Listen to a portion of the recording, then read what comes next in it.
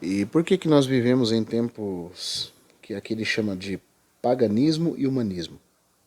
Porque por um lado ele vai dizer, a igreja, o sacerdócio e os sacramentos substituem o Senhor Jesus. Isso é paganismo. E por outro lado, as coisas boas deste mundo são estabelecidas como os objetos supremos de desejo. Isso é humanismo. É o homem no centro, é o conforto do homem, é o que o homem diz, é o que o homem pensa que importa para o seu próprio egoísmo. Antropocentrismo, humanismo, certo? Esse é o espírito de Laodiceia, cuja palavra significa opinião dos leigos, a opinião do povo, é o que o homem quer. No volume 3 dessa série você vai ver porque que ele vai dizer que os sacramentos, a missa católica, os cultos protestantes históricos, em muitos dos seus aspectos litúrgicos, não são nada mais do que cristianização de paganismo, disfarçado de cristianismo, disfarçado de evangelho. E o que acontece quando essas coisas vão tendo preeminência? O Senhor Jesus Cristo e sua palavra são substituídos. E as pessoas ficam se auto-enganando dentro de uma bolha religiosa que não leva ninguém a lugar algum. Então, desde a época vitoriana, muito mais no nosso tempo, então por isso esse livro é tão atual, é tão para nós, né? A igreja, a cristandade, o sacerdócio, que é uma mistura sincrética do paganismo, você vê no paganismo, você vê os sacerdotes usando mitra, um tipo de uma coroa mítrica na cabeça, como os sacerdotes do deus Dagon, sacerdotes da Babilônia. E a mesma coisa na igreja católica. Só que, para poder justificar uma maneira santa de fazer isso, não, então nós usamos mitra porque eu sou um sacerdote do Antigo Testamento, usava mitra também na cabeça. Então nós vamos usar e não tem problema nenhum. Mas você está pegando um costume do Antigo Testamento, da lei do pacto sinaítico, que é com Israel. Aquele pacto nunca foi feito conosco. Nós estamos numa outra dispensação, na dispensação da graça. Depois da obra do Senhor Jesus, depois da cruz, depois do véu ter sido rasgado.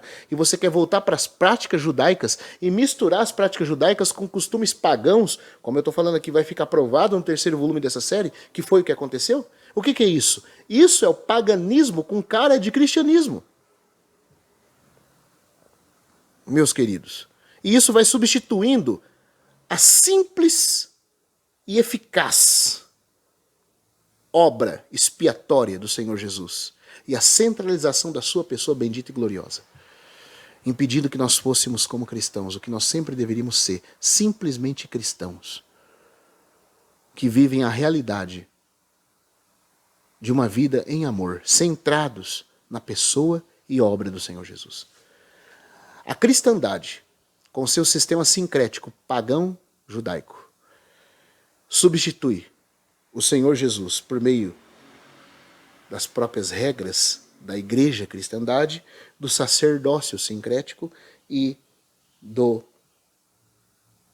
sacramentos. Né? Então aqui você tem um retorno do paganismo, disfarçado de cristianismo. E você tem também o humanismo, porque resolver os problemas do mundo, termos prosperidade de nos darmos bem aqui, é tudo que todo cristão conhece. Naquela época era assim? Era, porque naquela época isso era por meio do espírito ateísta, né? Que entrou de modo filosófico, teológico, dentro da escola da alta crítica, da teologia liberal alemã. E aí quando chega no cristianismo, se instaura como o fermento dos saduceus, negando a inspiração da palavra de Deus, negando o sobrenatural, negando, né, o reino bendito, futuro reino bendito de Deus. E tudo se converge, se resume em resolver os problemas aqui e agora. Então isso já estava acontecendo lá, muito mais nos nossos dias. Olha a condição do nosso tempo para você ver se não é essa a condição que nós nos encontramos.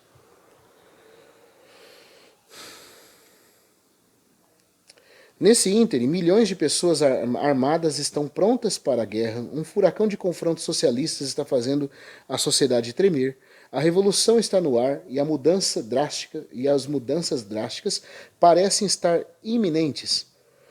Mudanças cujo fim, aqueles que estão quase enlouquecidos na ânsia de as realizar, parecem ter pouca ou nenhuma noção e aparentemente pouca ou nenhuma preocupação. O dilúvio do pensamento moderno se espalha em todas as direções. E em sua carreira selvagem está destruindo os marcos antigos, varrendo as opiniões fixadas. O pensamento moderno é o resultado do iluminismo, né? Daquilo que foi o Renascimento, depois o iluminismo, se tornando, né, o grande dilúvio que o Pember faz menção aqui. O que é isso? O que é o cerne de tal pensamento? O cerne desse pensamento é que, trocando em poucas palavras, nós temos tudo o que precisamos no próprio conhecimento humano. Esse é o humanismo aplicado ao nível mais radical. Que o homem é o seu próprio Senhor. Que ele é capaz de salvar a si mesmo. Que a filosofia humana é capaz de elevar o homem aos níveis mais altos de realização existencial. E tudo que nós precisamos é de uma sociedade que possa, né, vamos dizer assim, aceitar que nós somos capazes, por nós mesmos, de nos mantermos, de nos salvarmos e de descobrir o sentido da nossa própria existência. Esse é o pensamento moderno na sua mais esmiuçada colocação. Se você quiser, você pode estudar depois, né, toda a origem do movimento humanista, como que isso, desde o Renascimento, vem, se desenvolve, o iluminismo, e aí depois o ceticismo se instaura e as questões da fé são então derrubadas, são então deixadas de lado e são aparentemente superadas, porque o grande intelecto, o intelectualismo humano, né, colocou Deus e as coisas divinas, sagradas, como superstições do passado que devem ser ultrapassadas. Isso depois abre caminho para o mito do super-homem de Nietzsche, para as realizações no campo da ciência darwinista, para as ficções de livros como Admirável Mundo Novo, né, de Huxley, e vários outros autores que escreveram dentro dessa linha de raciocínio, de que nós somos o suprassumo da realização, e de que nada que não concorde com a nossa lógica pode ser aceito. Graças a Deus que nesse período Deus não ficou sem testemunhos claros da sua manifestação, e sem um testemunho claro, né, de que Ele é o Deus vivo. Graças a Deus que em períodos como esse, havia irmãos como nosso irmão Pember e muitos outros autores que levantaram a bandeira da verdade e com sua vida, com tudo que tinham, manifestaram a luz no meio da escuridão. Mas esse é o pensamento moderno, da onde vem o que nós já chamamos de pós-modernidade, que é o tempo que nós estamos vivendo. Na época do nosso irmão Pember era o modernismo ainda. Hoje já estamos no pós-modernismo, que na verdade nada mais é do que uma degradação mais profunda daquilo que o modernismo colocou para nós. Então ele diz que... Então, veja só, ele está falando assim, que esse pensamento, né, o dilúvio do pensamento moderno se espalha em todas as direções e em sua carreira selvagem está destruindo os marcos. Olha só. Isso era tido como um brilhantismo, né? Os marcos antigos varrendo as opiniões fixadas, as quais têm produzido a paz no mundo e submergindo todas as lições da história passada. Por essa razão, homens de competência ou projeção são propensos a formar cada um o seu julgamento individual sobre todos os assuntos. Enquanto que aqueles de mente mais fraca se unem a algum líder e o seguem sem hesitação. Em tais circunstâncias, não é provável que a verdade seja encontrada em nossas ruas. O que esperar, senão a horrenda incerteza e confusão quando o mundo está se entregando às teorias que nem mesmo alegam estarem fundadas na experiência, mas surgem dos sonhos de homens de várias disposições e intenções, ou estão fundamentados em religiões supersticiosas e filosofias que a raça humana já provou estarem em falta. O que ele quer dizer com isso aqui é o quê? Que o que esperar de uma sociedade onde esse pensamento moderno impera, produzindo, né, loucuras disfarçadas de filosofia e conhecimento, produzindo uma ruína do que seria a real sabedoria. O que esperar de uma sociedade dessa? O que esperar de uma sociedade, ele está dizendo, aqui ele estava vivendo, muito mais a nossa. Eu estou querendo frisar aqui um ponto, que se isso era verdade no tempo dele, se por um lado o humanismo estava em alta, né, e o paganismo paralelamente havia retornado, no tempo dele, na época da Inglaterra vitoriana, muito mais nos nossos dias, amados irmãos. Vocês já repararam que quanto mais cético em relação às coisas divinas, de Deus, de Jesus Cristo, da verdade cristã, os homens se tornam, ao mesmo tempo que eles se tornam céticos, ateístas no espírito e duvidosos, eles se abrem ao mesmo tempo porque é supersticioso, oculto, espiritualista e místico. Esse é um fenômeno interessante de se estudar. Que existe, na verdade, uma obra do diabo por trás de tudo isso, que é a seguinte: quanto mais ateu uma pessoa se torna, quanto mais ela vai implementando o deísmo, que é aquela crença de que não existe Deus interagindo com o mundo, intervindo no mundo. Se Deus, o deísmo não nega que Deus existe. Ele diz que, na verdade, Deus até pode existir, mas ele deu corda nesse universo como um artífice da corda num relógio e deixou o relógio entregue a si mesmo. Então eles pensam que Deus é assim. Deus criou o mundo e Deus não intervém mais no mundo, não interage mais com esse mundo. Isso é o deísmo. O deísmo é uma pré-sala para o ateísmo. Porque se você não tem manifestação nenhuma de Deus e Deus nunca agiu, como é que você tem certeza então até que ele existe? Aí o deísmo vai para o ateísmo. Mas quanto mais uma pessoa se torna cética, ateia de espírito, né? Deísta, cética, ateia, mais essa pessoa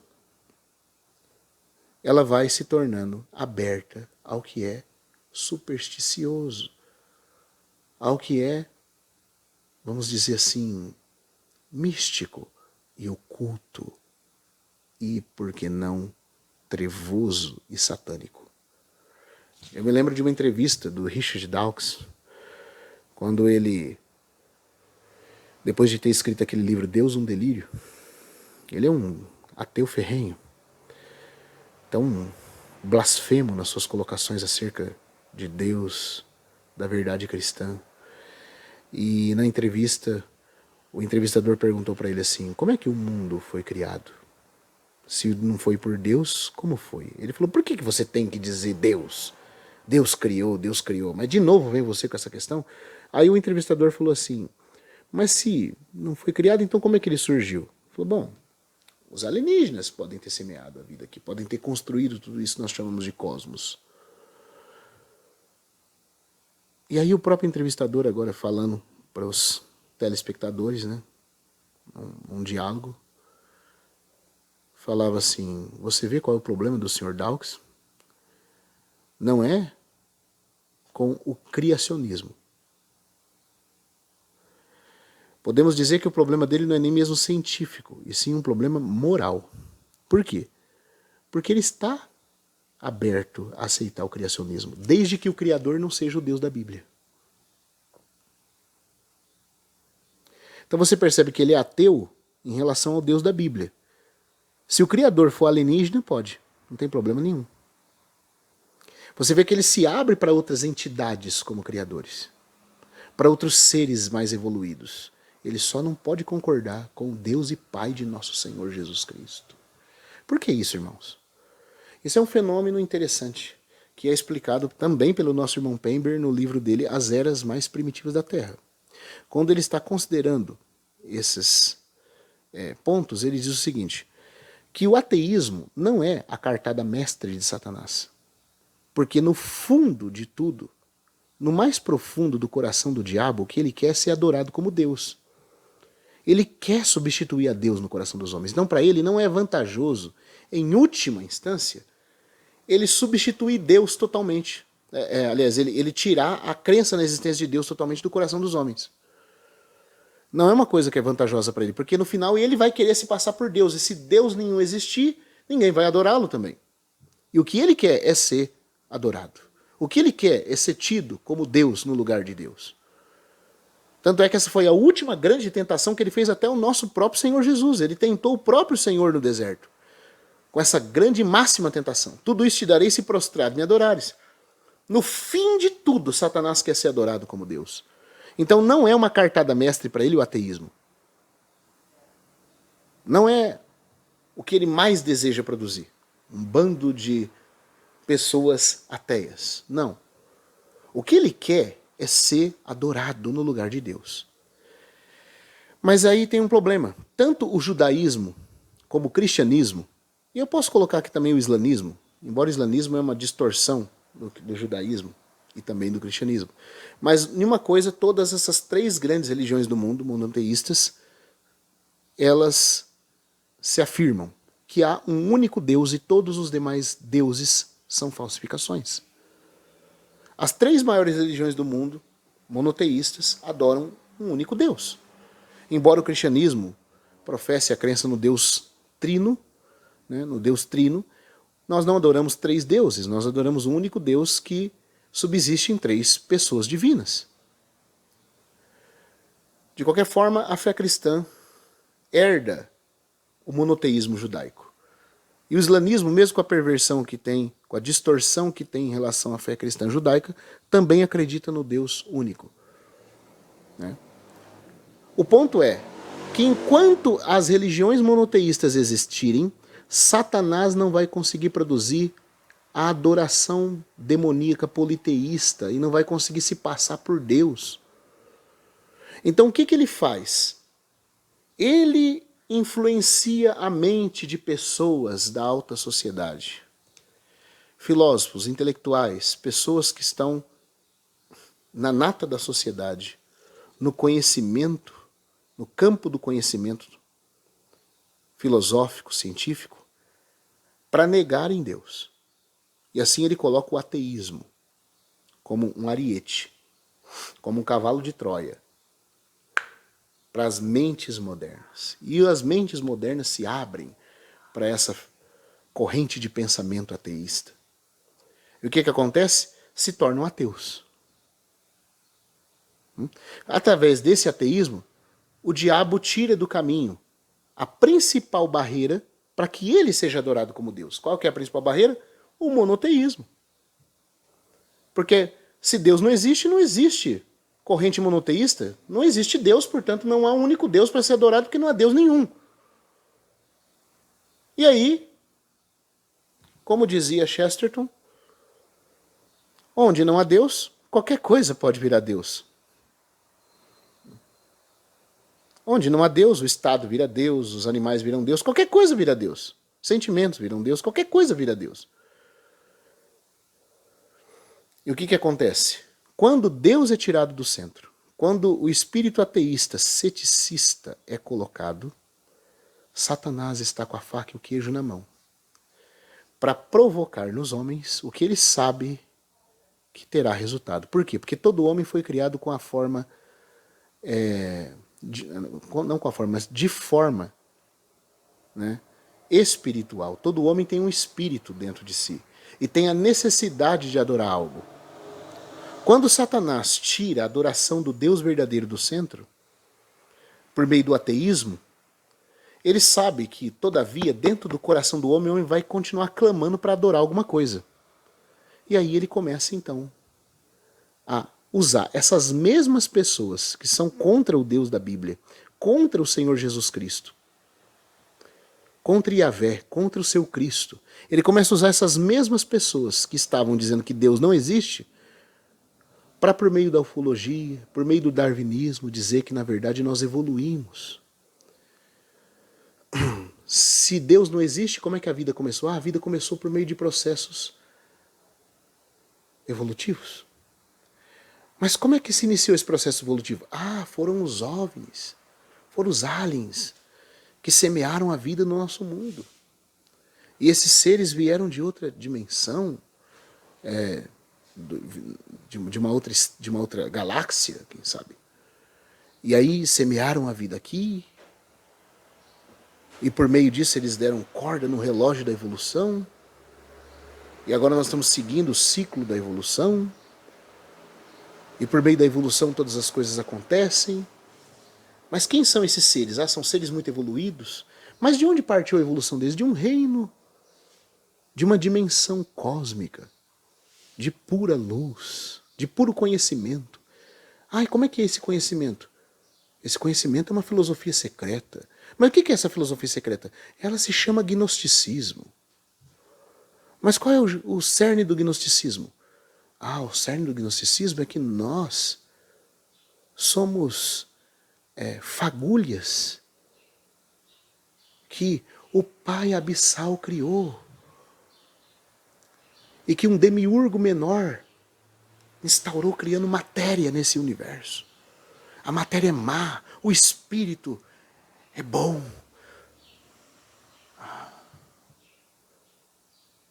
Então quer dizer que você é divino por você mesmo. Que você tem a chama imperecível em você, que você é uma fagulha da divindade, que habita num corpo de carne, porque quando aquele Pai Abissal, o grande Brahma, espirrou você como chama, como fagulha de chama para fora dessa luz, você desceu como uma fagulha e tomou um vernáculo de carne num mundo material criado por um demiurgo que era mau. Porque a matéria criada por esse demiurgo é mau, porque esse demiurgo é mau. E o que é espiritual é bom, mas você é espiritual na essência e até mesmo parte da divindade. E se você aprender a libertar essa divindade por você mesmo, não precisa de um salvador, você só precisa se libertar desse vernáculo, dessa presente matéria ruim.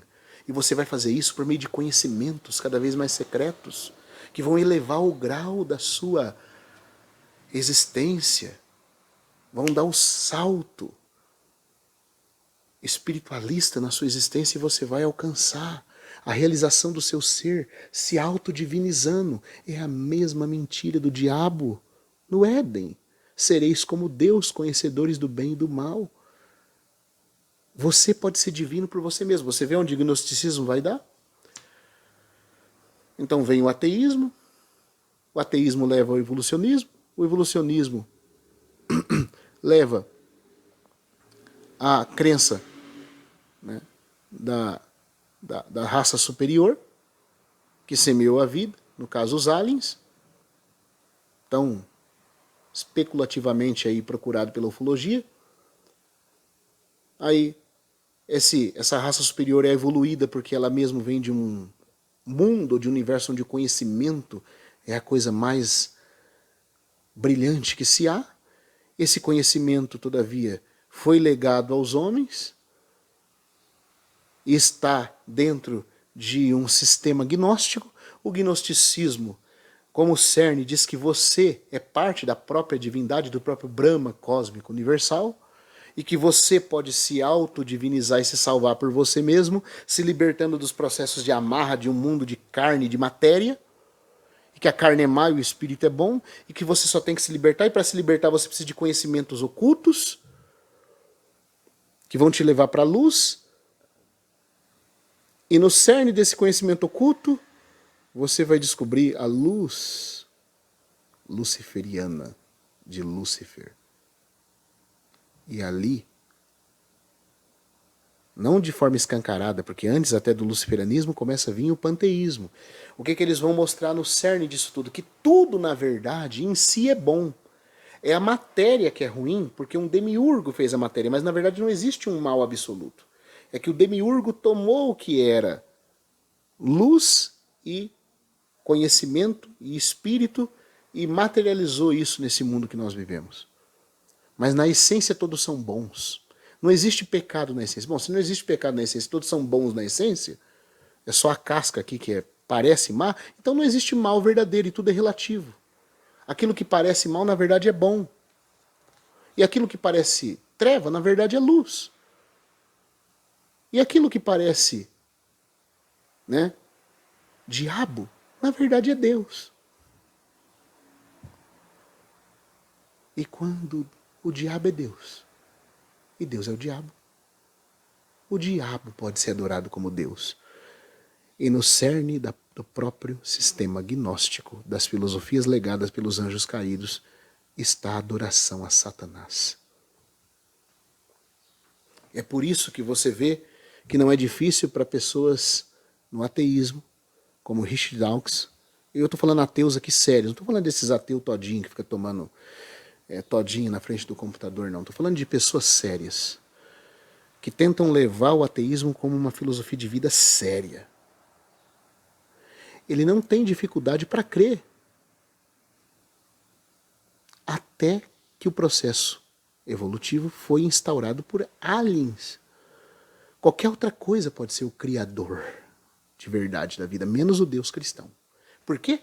Porque Satanás quer que quanto mais o humanismo cético ateísta seja instaurado, derrube assim as fronteiras do cristianismo e do judaísmo, para que no fim do copo, quando você der o último gole, por trás do darwinismo, do evolucionismo, do panteísmo, do gnosticismo, esteja o luciferanismo te esperando. É isso que acontece. Esse é o espírito da nossa época. É aqui que nós chegamos. Mas isso já estava acontecendo ali, nos dias do nosso irmão Pember, em plena Inglaterra vitoriana. Agora, especialmente para tal tempo como esse, quando todas as coisas estão numa condição de falta de controle e incerteza, que Deus nos tem dado a palavra da verdade escrita, a fim de que possamos conhecer o seu ponto de vista imutável, não somente da salvação, mas também das questões políticas, sociais, morais e eclesiásticas. Visto que tantos ainda escolhem serem chamados de cristãos, deveríamos esperar que esse livro, a Bíblia, que este livro divino fosse consultado em todas as ocasiões e as suas decisões seguidas zelosamente. Mas, lamentavelmente, a realidade é outra. Aqui ainda diz assim: muitos mestres na igreja visível, ou seja, na cristandade, quando ele fala igreja aqui, praticamente sempre ele está se referindo à cristandade. Quando ele está falando da condição de apostasia e citando a igreja como apostatada, é a igreja no sentido de cristandade, de sistema cristão, de cristianismo cultural sistematizado. Tá? Então, muitos mestres nessa igreja visível, nessa cristandade, não fazem qualquer uso prático da Bíblia. E como se para tranquilizar os incômodos das apreensões da consciência, ou seja, eles dizem que são cristãos e, contudo, não seguem a Bíblia como palavra de Deus. Claro que a consciência vai acusá-los. E aí, para tranquilizar essa consciência, eles começam a fazer o quê? Né? Eles começam a atacar a própria Bíblia, a própria revelação bíblica, com o que eles têm prazer de chamar de alta crítica. O que é alta crítica? A alta crítica é uma corrente, uma escola de pensamento teológico em relação à revelação divina, que diz que, em suma, o grande ponto convergente no centro dela é que a Bíblia não é a palavra verbalmente inspirada de Deus. A Bíblia contém a palavra de Deus. E nós, com a nossa mente privilegiada, com o nosso raciocínio aqui, iluminado por nosso próprio conhecimento que é infalível, nós é que temos a obrigação de cortar, esquadrinhar o que é de Deus e o que não é na sua própria palavra. Olha que loucura. A alta crítica quer saber se de fato aquilo é ou não verdade. Como se o Deus verdadeiro não fosse verdadeiro o suficiente para realmente dizer a verdade na sua palavra. E mais, como se o Deus onipotente não fosse capaz de guardar de forma inerrante a sua palavra, de erros que a mão humana, dos servos humanos que ele usou, poderia provocar. Contrariando o pensamento da autocrítica, nós cristãos cremos na inspiração divina das Escrituras. Mas a autocrítica, diferente da baixa crítica, a baixa crítica é aquele que estuda o que realmente está escrito nos manuscritos originais que os profetas e apóstolos escreveram. A baixa crítica acredita na inspiração. Ela só quer saber se a tradução, as traduções dos manuscritos originais está de acordo com os manuscritos verbalmente inspirados pelo Espírito Santo por meio dos profetas e apóstolos. Essa é a baixa crítica. Com a baixa crítica a gente concorda. Quando nós comparamos traduções de Bíblia para saber o que estava mais de acordo com o original, nós estamos seguindo a baixa crítica. Porque nós acreditamos que o texto em hebraico, que o texto grego original, foi inspirado pelo Espírito Santo. O Espírito Santo guiou a mente dos profetas e apóstolos. E a mão deles ao escrever a revelação. Portanto, está infalível e não contém erros. Isso é o que a baixa crítica quer. Ela quer pegar as traduções diversas da Bíblia, Antigo e Novo Testamento que existe, e conferir com os originais. Né? É uma crítica de ponderação, de saber o que está de acordo com o que Deus realmente disse e o que não está. Mas ela não duvida da inspiração. Ela duvida da tradução feita sob essa inspiração. A tradução pode conter erros, mas o texto original é infalível. Agora, a alta crítica duvida que o apóstolo ou o profeta escreveu era realmente o que Deus queria que ele escrevesse. Então a alta crítica diz que nosso cérebro privilegiado aqui, né, porque nós somos privilegiados, nós vamos saber o que é verdade e o que não é.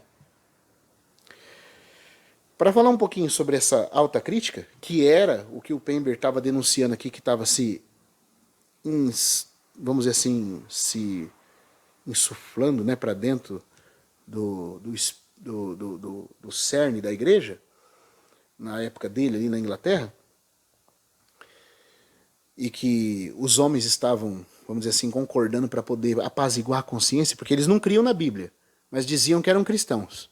Aí você faz a pergunta, como é que você é cristão e não crê no que a palavra de Deus diz?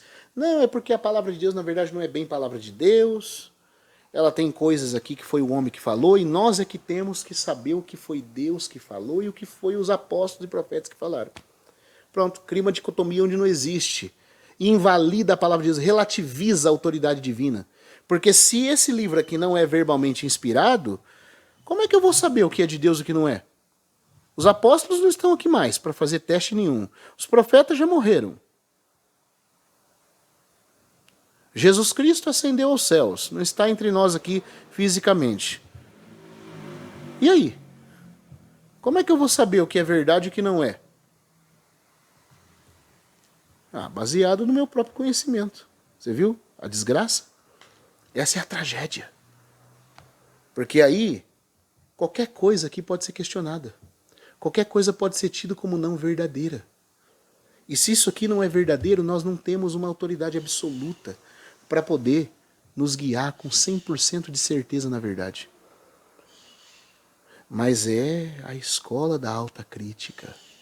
Não confundir com a baixa crítica. A escola da alta crítica, que já está fazendo o trabalho na igreja, na Europa, no século 19 e 20, no tempo contemporâneo de Pember, e que por meio do seu ensino, da sua corrente de pensamento, foi levando e desencaminhando muitas almas para o primeiro deísmo, depois ateísmo, depois evolucionismo, depois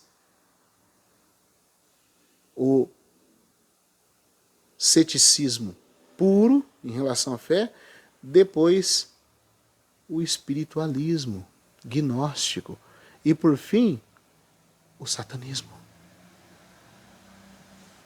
Porque essa é a vertente que chega no fim.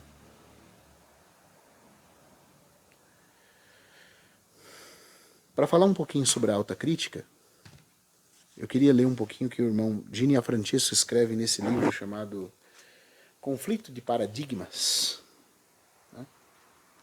No ano de 2008. Saudoso irmão Gino. Ele diz assim, no capítulo chamado Da Alta Crítica do Pentateuco, ou seja, da alta crítica em relação ao Pentateuco, que é uma escola, né, aliás, é uma das correntes da alta crítica que se foca principalmente na historicidade, né, em questionar a historicidade do Pentateuco. Será que o Pentateuco é real? Ou seja, os 5 primeiros livros de Gênesis, Êxodo, Levítico, Números, Deuteronômio são reais, são históricos, ou é uma coleção de mitologias? O autor deles é Moisés, ou foi um outro autor do mundo pagão, e aí Moisés foi incorporando coisas ali? Irmãos, tem gente que se preocupa em questionar a autoridade dos escritos sagrados de Moisés. A autoria de Moisés. Por quê? Porque o diabo odeia o livro de Gênesis. Porque se o diabo deixar as pessoas saberem como tudo realmente começou, as pessoas vão acreditar que realmente pecaram, que realmente foram enganadas por Satanás, que realmente caíram e precisam de um salvador, que realmente o descendente da mulher prometido veio, porque se Deus prometeu, essa promessa está em Gênesis. E se a promessa está em Gênesis de que um descendente da mulher viria e esmagaria a cabeça da serpente, ora, se todos os homens concordarem que Gênesis é verdadeiro, vão concordar que essa promessa é verdadeira. Se concordar que a promessa é verdadeira, vai concordar que Deus é verdadeiro. Se concordar que Deus é verdadeiro, vai concordar que Deus cumpriu suas promessas. E que Jesus Cristo veio e que Jesus Cristo é a resposta para a promessa de Gênesis. Por isso ele odeia o livro de Gênesis. São 2 livros que ele odeia. O livro de Gênesis e de Apocalipse. Gênesis porque mostra como tudo começou. Mostra ele como o autor da desgraça da raça humana. E mostra a promessa salvadora de Deus. E Apocalipse porque mostra como tudo termina. Ele sendo derrotado e Jesus Cristo recebendo toda a glória, o reino e restaurando todas as coisas para a glória de Deus.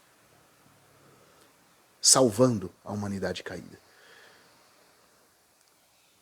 Que Jesus Cristo é o Salvador de todo aquele que nele põe a sua confiança e levará esse que nele confia a ser co-herdeiro com ele no seu reino de glória, depois de Satanás ter sido devidamente julgado e condenado ao lago de fogo. Satanás odeia isso. Ele odeia que ele seja desmascarado como autor da desgraça. E que os homens acreditem na promessa da salvação. Por isso ele quer retirar o livro de Gênesis. Quer tirar a autoridade desse livro. E ele odeia o livro de Apocalipse, que mostra qual vai ser o fim dele. E a glória eterna do nosso Senhor e dos que nele creem.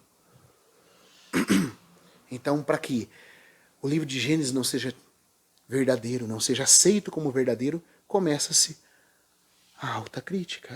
Na verdade, essas histórias aqui são histórias dos pagãos sumérios, dos caldeus, que Moisés foi incorporando, mas na verdade não foi Deus que ditou isso aqui. Isso é uma concha de retalhos aqui. Moisés costurou algumas lendas aqui, criou o livro de Gênesis.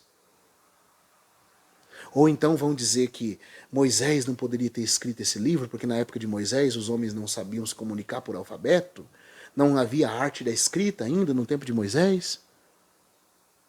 Ou então vão dizer que o livro de Gênesis, na verdade, foi escrito muito tempo depois de Moisés, baseado em vários contos que foram reunidos, e que, portanto, não é nada divino. Não tem nada histórico aqui comprovado. Por quê? Porque se não tem nada histórico, nem a história do Éden é verdadeira.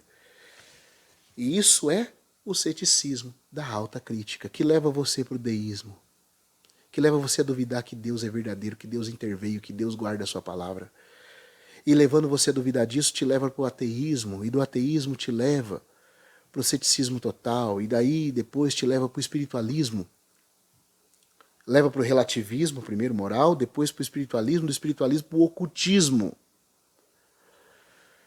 que prepara os corações dos homens para adorar o anticristo, a besta e o próprio Satanás no fim dessa era. Essas coisas que eu estou falando são pesadas, mas são verdade. E eu sinto um peso enquanto eu falo aqui. É uma luta espiritual. Parece que até as palavras, quando vão sair, saem embotadas. O diabo não quer que você saiba disso. E por isso, esse livro, As Grandes Profecias, do nosso irmão Pember, tem essa glória de crer na palavra de Deus, de crer nas profecias de Deus e de mostrar que Deus é o Deus vivo, que guarda a sua palavra, que é fiel às suas promessas e que cumprirá tudo o que prometeu e fará com que o reino desse mundo se torne de nosso Senhor e do seu Cristo.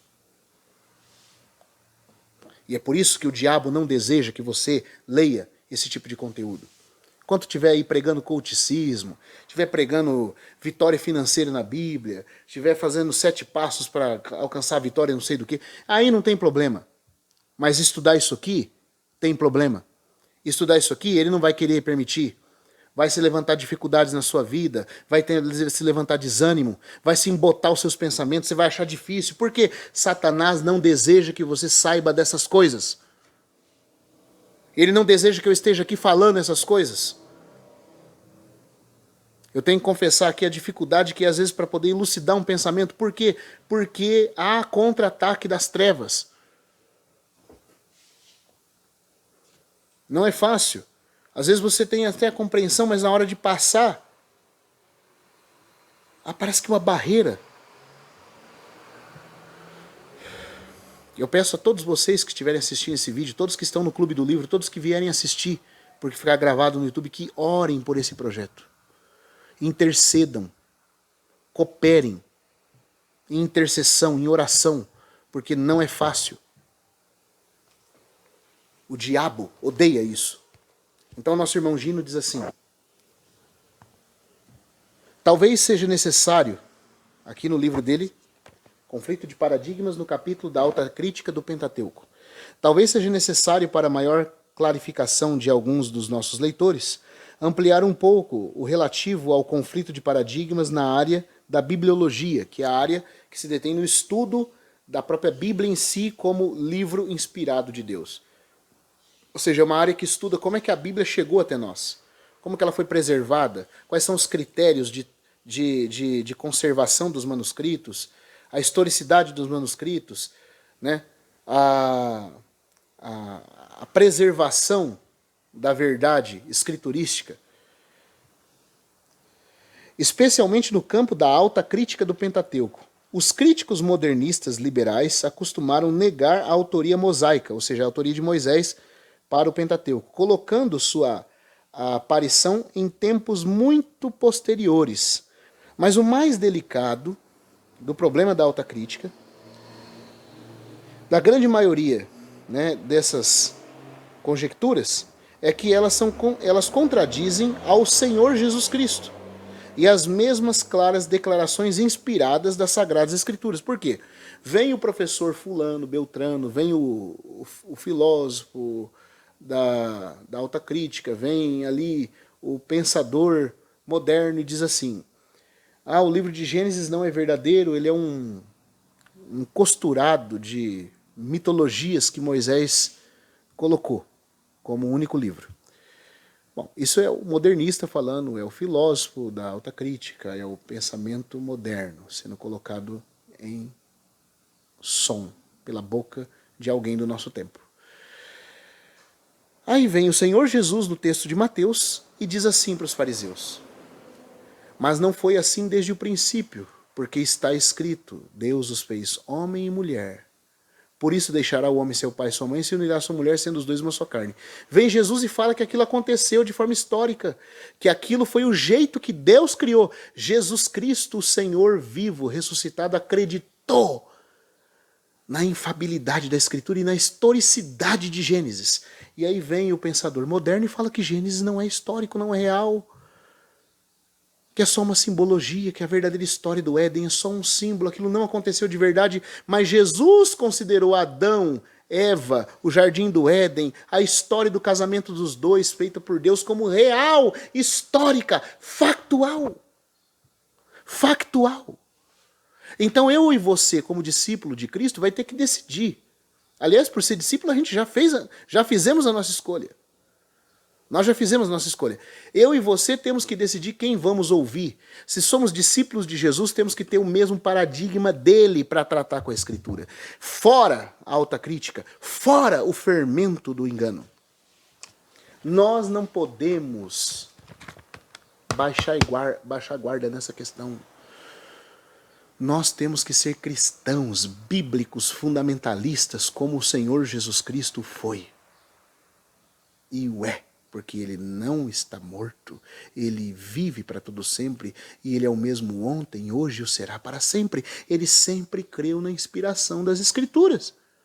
Ele ressuscitou e citou as Escrituras na lei, nos salmos e nos profetas, mostrando que tudo que dele constava. Ele disse que essas Escrituras são verdadeiras. Ele disse que nem um tio da lei passará até que tudo se cumpra. Ele disse em João 10 que a Escritura não pode ser quebrada. E como que eu e você, sendo cristão, vamos falar, não, tem coisa aqui que é de Deus, tem coisa que não é, tem coisa que está certa, tem coisa que está errada? Não dá.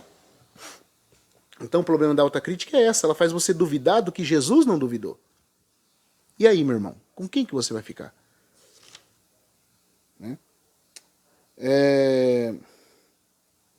O mais conotado crítico nessas questões, a montanha mais alta, a cordilheira modernista liberal, mais preeminente, tem sido, sem sombra de dúvidas, Julius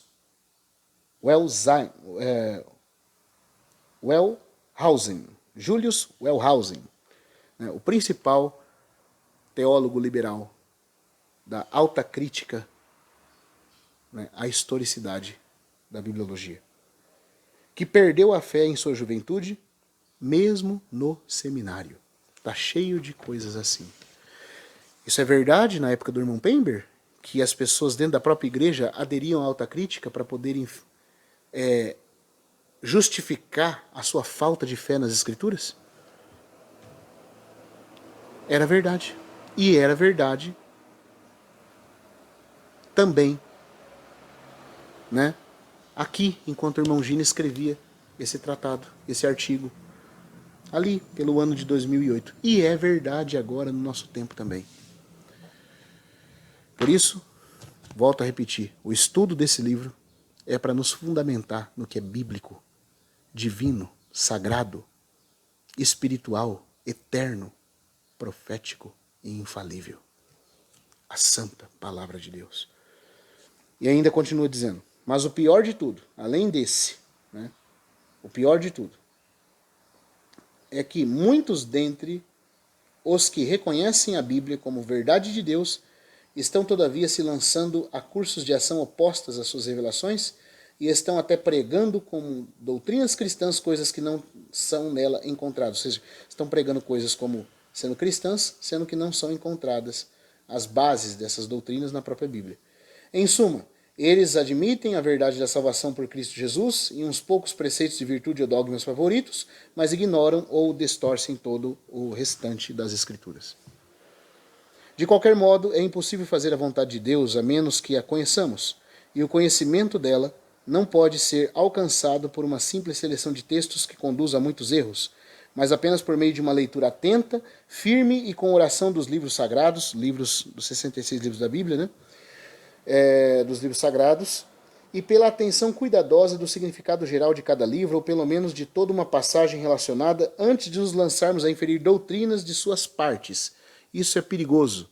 É texto fora de contexto que vira pretexto, vira um caminho para produzir heresias.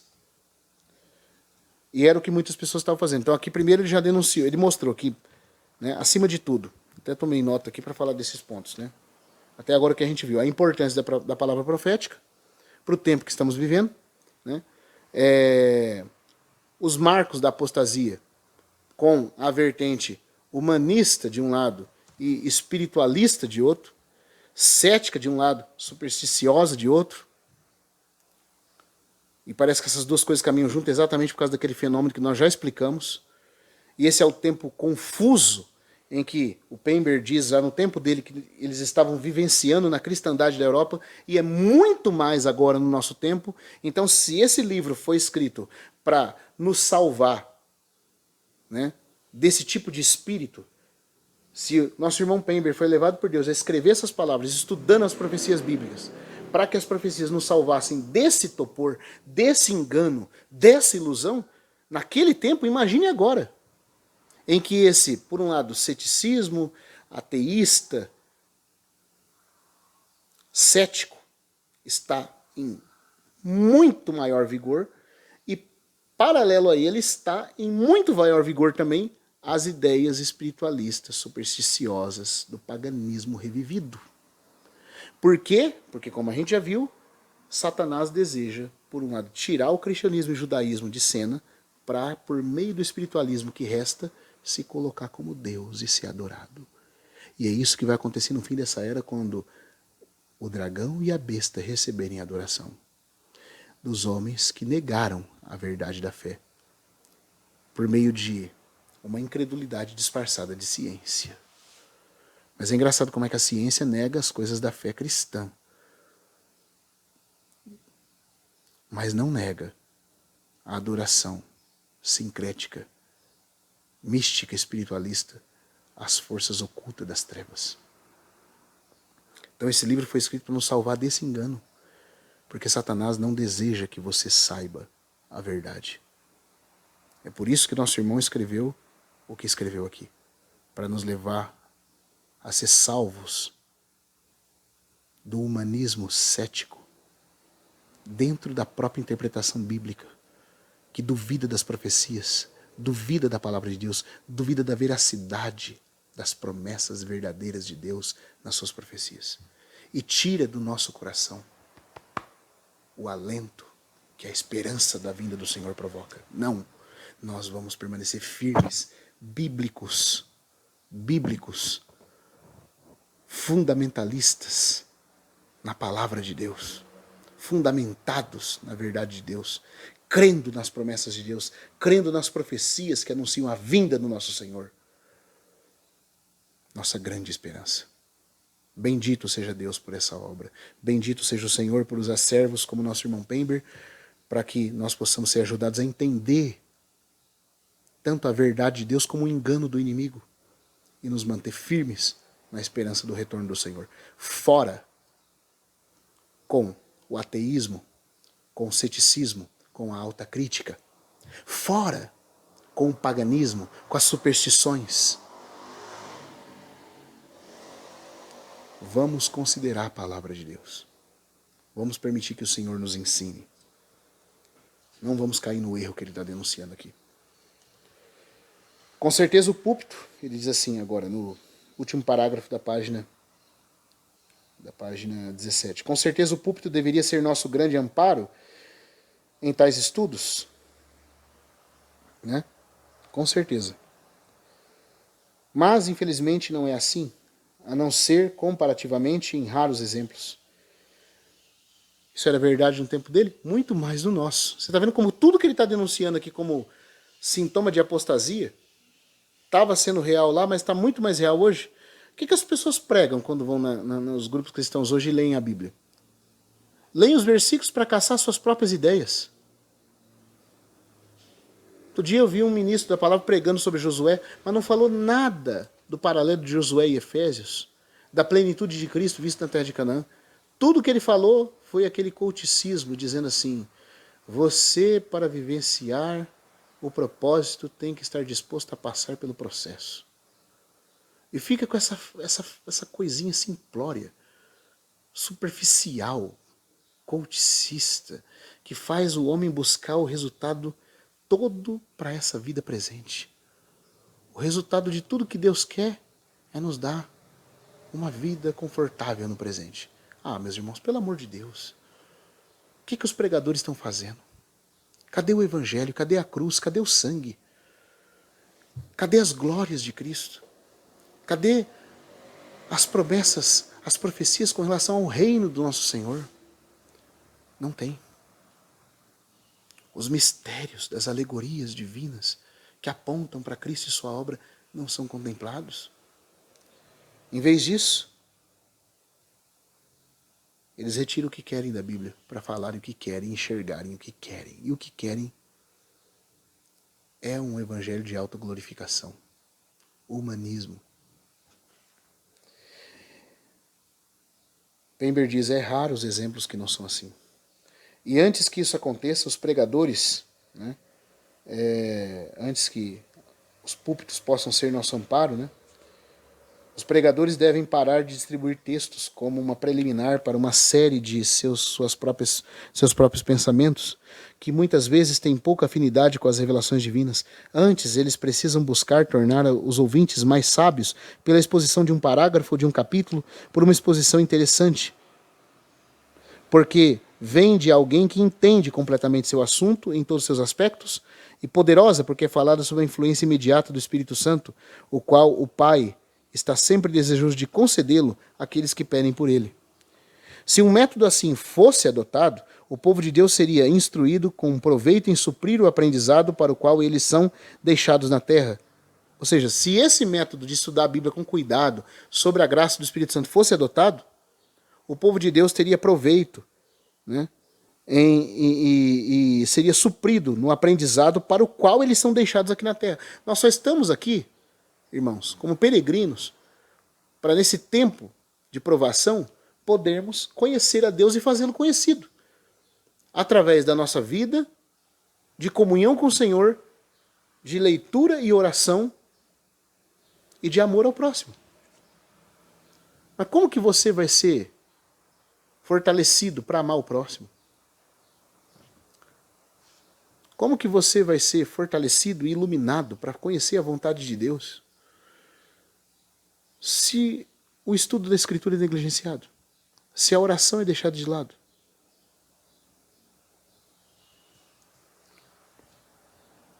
Não tem jeito.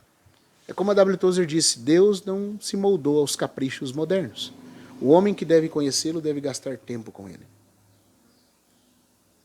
O homem que deseja conhecer a Deus deve gastar tempo com ele.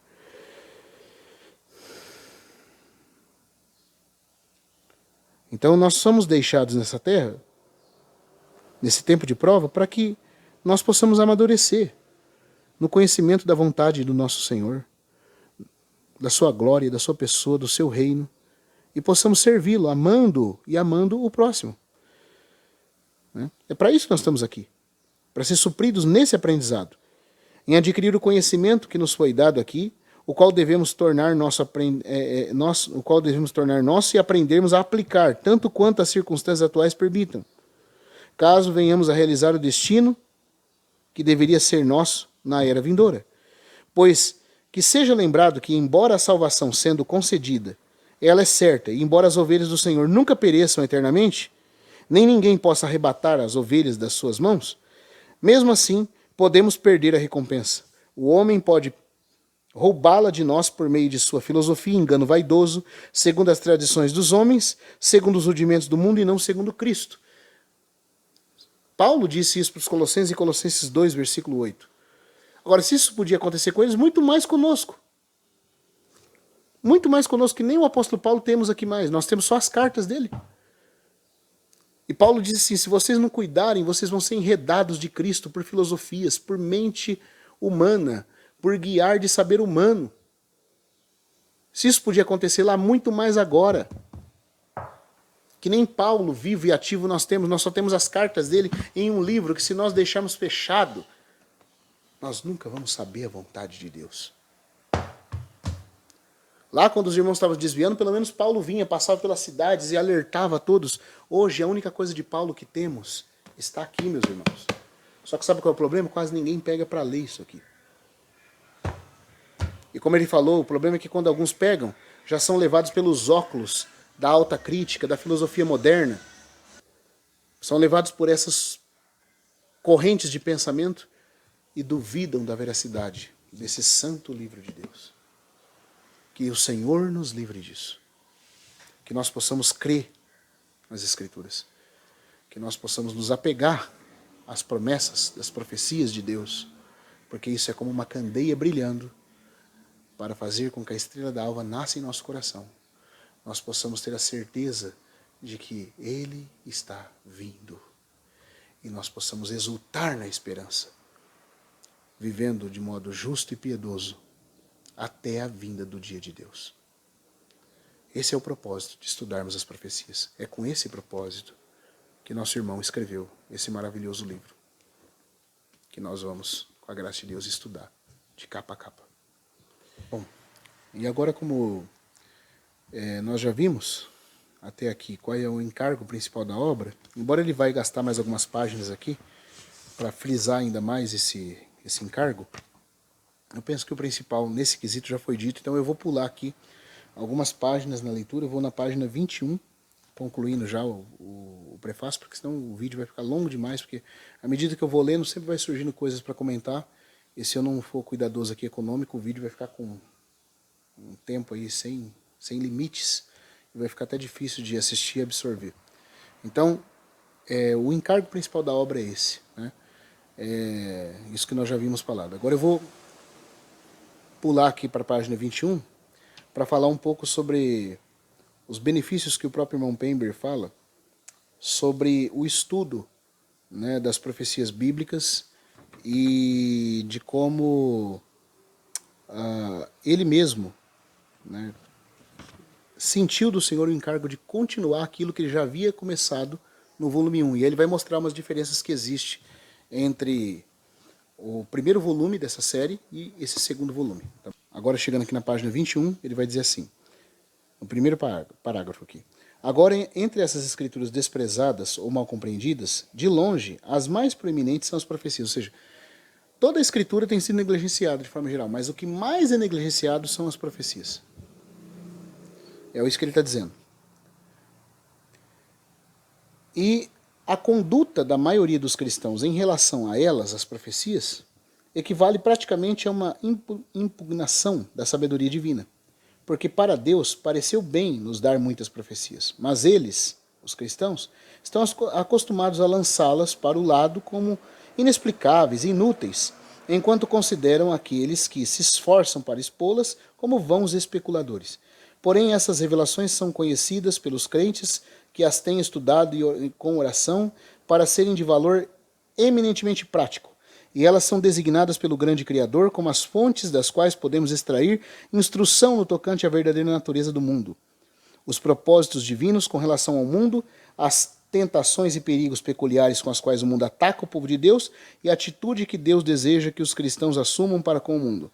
A mente de todos os cristãos deveria ser guiada pelas profecias. Elas são os oráculos do Deus vivo. Então o intuito da profecia é nos preparar para o tempo em que estamos. Se nós não temos as profecias, nós não sabemos para que rumo Deus está guiando a história. Eu sempre costumo dizer para os irmãos que nós temos um privilégio tão tremendo a estudar as profecias, porque o que os geopolíticos estudam, os filósofos da história ou da geopolítica do mundo estudam para saber que passo, né, cada etapa da humanidade vai seguir, como vai se dar cada passo adiante, né, da conclusão de todas as coisas na história humana, eles têm que estudar tanto. E as previsões são tão falíveis. Nós, ao lermos a Bíblia, amados irmãos, nós temos as previsões infalíveis da parte de Deus. Os geopolíticos podem falar, por exemplo, que, vamos colocar aqui que se, falando de forma hipotética, ocorra uma terceira guerra mundial. E aí eles podem dizer que o resultado de tal guerra vai ser esse e aquele, mas nós não precisamos nos basear nas previsões dos geopolíticos, nós temos a própria palavra de Deus dizendo como as coisas vão se dar. Isso é um verdadeiro privilégio.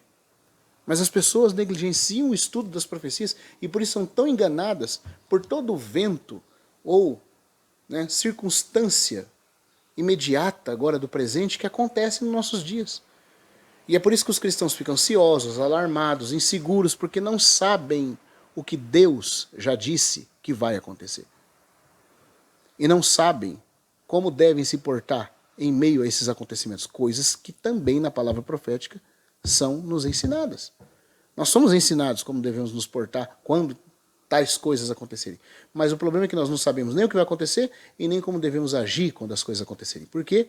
Porque ficamos confiando em jornais, em previsões de geopolíticos, de filósofos, e esquecemos do oráculo divino que deveria nos guiar. Que o Senhor tenha misericórdia de nós e desperte nossa sede e fome pelo que está nesse livro. Porque o céu e a terra podem passar, mas a palavra do Deus Todo-Poderoso não pode ser quebrada. A convicção de que tal é a situação tem induzido o autor, o Pember, do presente livro, a dedicar uma parte considerável de sua vida ao estudo das predições divinas, e agora ele oferece ao leitor alguns dos resultados dos seus esforços, confiando que eles possam ter sido dirigidos e abençoados pelo Supremo Senhor, de quem ele dependeu para a orientação.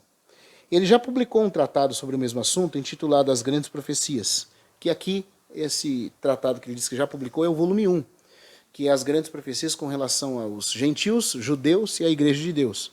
O volume 1, que nós publicamos aqui no Brasil, como As Grandes Profecias relativas aos gentios, judeus e à Igreja de Deus.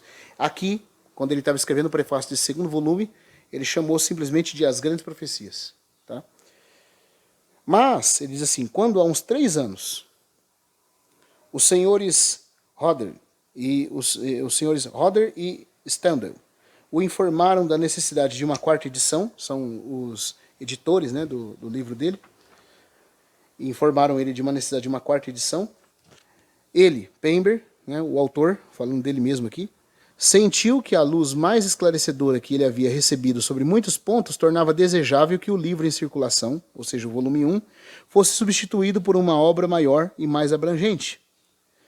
Perdas familiares e uma doença prolongada interferiram e impediram seu avanço até agora. Ou seja, ele diz, era para mim ter escrito esse volume 2 antes, por causa de perdas, de uma perda familiar, de doença prolongada, eu atrasei um pouco, mas finalmente, ele colocando aqui, consegui publicar, então, esse volume 2. Qual que é a diferença do volume 2 com o volume 1? Resumindo aqui.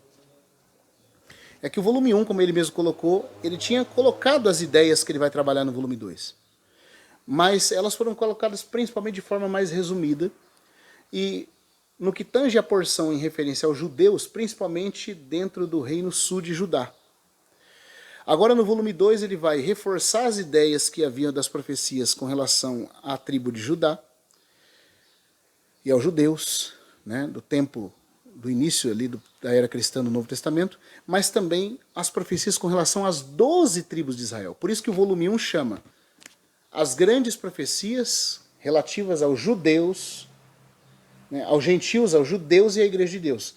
Enquanto o volume 2 é As Grandes Profecias relativas a Israel, não só aos judeus da tribo de Judá, mas às 12 tribos do reino de Israel. Então aqui você vai ter ele falando coisas que ele falou já no primeiro volume, que é com relação, por exemplo, ao assunto da posse da terra, das 7 dispensações, do pacto de Deus com o povo de Israel. Só que aqui ele vai falar sobre a aliança da restauração, é um assunto inédito. Então ele vai falar de tudo que ele falou lá e vai acrescentar outros assuntos aqui. E para concluir, eu quero dizer aos irmãos, quem não leu o volume 1, faça-o, porque tem coisas que ele vai comentar no volume 1 que ele não comenta aqui no volume 2. Mas tudo que no volume 2, presta atenção nisso, esse detalhe é importante, tudo que no volume 2 ele comentar, depois de já ter comentado no volume 1, ele vai comentar com acréscimo de informação. Entendeu? Então, por exemplo, deixa eu dar um exemplo para os irmãos. No volume 1, ele fala, nas profecias em referência aos judeus, ele fala sobre a visão da grande estátua. No volume 2 também ele vai falar da grande estátua. Só que no volume 2 ele vai falar de forma panorâmica tudo que ele falou no 1 e ainda vai acrescentar muito mais informação. É uma verdadeira aula do Império Romano. Você vai passar a entender o Império Romano e como Deus cumpriu parte do seu propósito enunciado nas profecias na história do Império Romano de uma forma que você nunca entendeu antes. É tremendo. É tremendo. Então ele vai falar de coisas que ele falou no volume 1, repetindo aqui no volume 2, mas com um acréscimo grandioso de informações, que não aparece no volume 1. E tem capítulos do volume 2 que são inéditos, porque aí ele não está tratando só da tribo de Judá e do reino de Israel mais ligado à vinda do Messias, mas sim às 12 tribos. Né? Ao cumprimento da promessa de Deus com as 12 tribos, a todo o Israel de Deus. Então, aí, por exemplo, aqui no volume 2 ele vai falar da aliança da restauração, da bênção e a maldição da aliança sinaítica em Levítico, da última profecia de Balaão, que são coisas que se destinam à nação de Israel por geral, não só ao reino de Judá.